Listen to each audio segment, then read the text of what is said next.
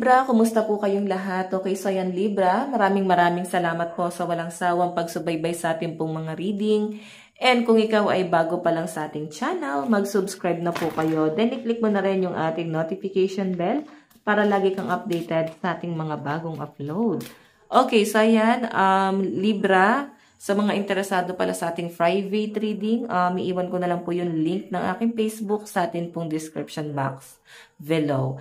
Again, gusto ko ulit magpasalamat guys sa mga hindi nag-i-skip ng ating ads. Malaking tulong yan para sa ating channel, para sa pag-grow ng ating channel. Maraming salamat po. Okay, so Libra, tignan natin ano ba yung message sa'yo ni Universe. Libra, Sun, Moon, Rising, and Venus sign. Okay. Oops. Libra, Sun, Moon, Rising, and Venus sign. Message sa'yo ni Universe. Meron tayong relationship or assignment.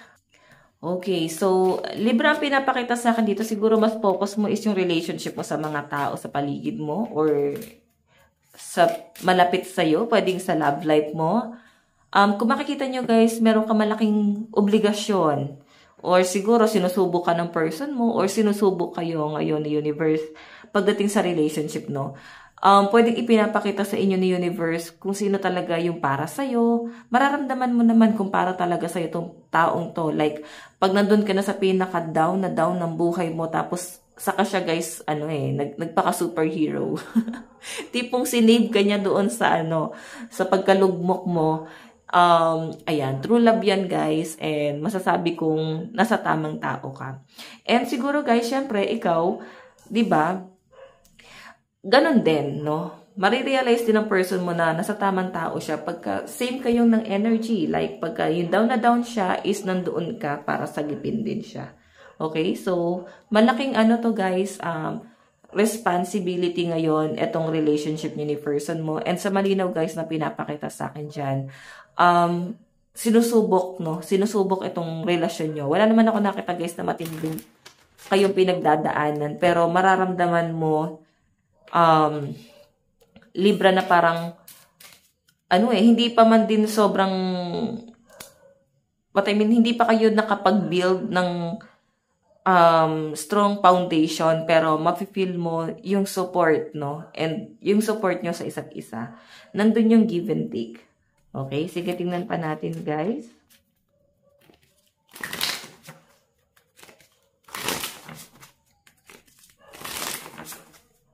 Okay, tingnan pa natin. Oops. Lang po.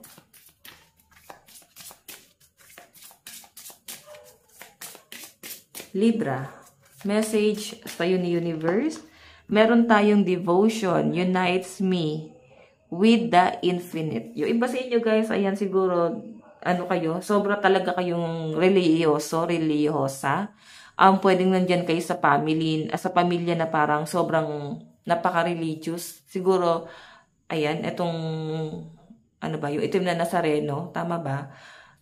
Baka nandoon kayo, sumama kayo sa, parada ba? Festival. Sorry, so nakalimutan ko na, pero siguro nandiyan ka, no, nung ng itim na Nazareno or deboto kayo, no, buong pamilya. So, pwede guys na nandun lang sa bahay, no, like talagang sobra yung pananalig nyo sa Diyos, kay Universe, kung ano man yung religion mo. So, sinasabi na namin guys na si Universe kasi pang malawakan, no, kung ano man yung religion nyo, kung Catholic ka, Muslim, Iglesia, born again, Buddhism, ayan, monghe pa, tama ba? Ayan, so, marami kasi guys, religion, sobra, promise.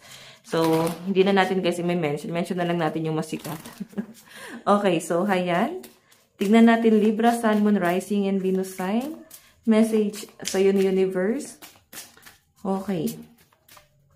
So, siguro yung iba sa inyo, sobra-sobra yung pagpapasalamat mo kay Universe kasi talagang, alam mo yung parang down na down yung energy mo, lalo na itong mga nakaraang taon na talagang lugmok ka, sobrang depressed, nandun yung anxiety mo, then parang may dumating sa buhay mo para isalba ka dyan.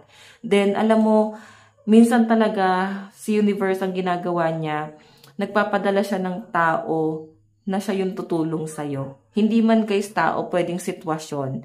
Pwedeng yung sitwasyon na yun, ikaw lang din mismo yung tutulong sa sarili mo. Minsan kung talaga nandun ka na sa pinaka-downside ng buhay mo, hindi mo na kaya kung paano umahon, may darating at darating na saklolo galing sa ibang tao. Diba? Grabe, no? Grabe talaga si universe. Tignan pa natin, Libra. Meron tayong where there's a will, there's a way. So, sinasabi lang dyan, guys, na parang kung ano yung parang pinaniniwalaan mo. So, parang sa Tagalog, guys, is kung saan may kalooban, may paraan. Okay? So, yun na nga guys, parang talagang grabe yung pananalig sa Diyos, grabe yung pananalig kay universe. So, sinasabi lang dyan guys na ipagpatuloy mo. Okay? Ipagpatuloy mo kasi nakikita ka ni universe. Okay? Then yung iba sa inyo guys, siguro kung nakakalimutan nyo na magsimba, magdasal, so baka ito na yung way mo para magbalik loob. Kahit naman guys hindi sobrang consistent, at least naaalala mo lang siya, no? Like, kahit once a month, diba, nagsisimba or meron kang pinagpapasalamat. Okay? So, tignan pa natin, guys. And sinasabi lang din dyan, guys, na maging thankful ka. Kahit papano, ipagpasalamat mo yung mga maliliit or malalaking bagay na dumarating sa inyo, swerte man yan or kahit hindi ganun kaswerte. Okay? Minsan kasi guys, yung negative nakakatulong din yan, okay? Yung negative guys, like sa sitwasyon mo, pagka for example, sobrang down na down ka, mararamdaman mo na doon ka hinuhugot, no? Para maging kung sino ka talaga or kung ano talaga yung gusto mo para sa buhay mo. So, tignan pa natin guys. Meron tayong additional message, Knight of Pentacles. Meron talagang darating na tulong sa inyo, Libra. Oo. Meron, oh my God, the Chariot. Napakabilis nito guys. Ang bilis ng blessing na paparating sa inyo. So, pwedeng sa mga susunod na mga araw makita mo at ipagpapasalamat mo na kahit papano may blessing na dumarating sa inyo guys, no? So, ayan yung pinapakita sa akin dyan. Meron tayong the Fool. Wow, new beginning to guys, no? Oh my God. So, alam mo, nakikita ko sa inyo, Libra, talagang makakatulong ka talaga sa family mo. Ito guys, the full new beginning din naman to. And ito guys, is parang opportunity na paparating sa inyo. Knight of Pentacles, pwedeng mabagal pero solid, no? Parang slowly but surely, sa'yo na talaga to. Sa'yo talaga tong taon na to. Sa'yo na talaga yung 2025, no? Ganun yung eksena na nakikita ko dyan, Libra. And kung makikita mo family, kung dati nafe-feel mo na parang hindi ka belong sa family, parang feeling mo is alam mo yon, yung parang binabaliwala ka lang, parang feeling mo parang binabasura ka lang, hindi ka kasi mahalaga, or pwedeng wala ka pang halaga kasi nga hindi ka nakakatulong. So kung makikita mo Libra, yun yung family, oh. Makakapagbigay ka na sa family mo, magkakaroon ka na guys sa parang at least kapaki-pakinabang na yung mga nagagawa mo or parang makakatulong ka na sa pamilya. Then wala naman ako nakakitang sumbat o hinanakit na nararamdaman ng mga Libra dito. Siguro Libra ano to, lesson na lang din talaga sa'yo. Pwede may nangyari kung ba't nangyari sa'yo itong sobrang na-down ka talaga nitong mga nakaraang taon or buwan or last year. So, tignan natin guys, advice sa'yo ni universe. Meron tayong a time to give rather than take. Totoo yan guys, no?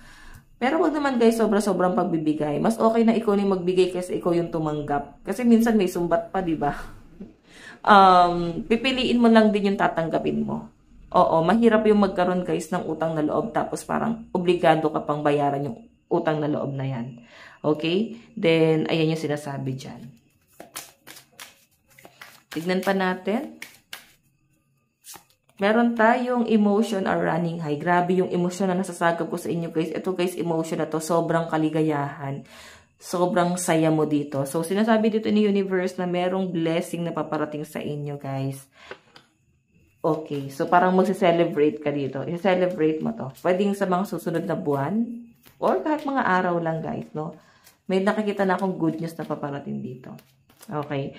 So, hayan, Libra, ito lang po ang inyong reading. Maraming salamat. God bless and love you all. Bye-bye po.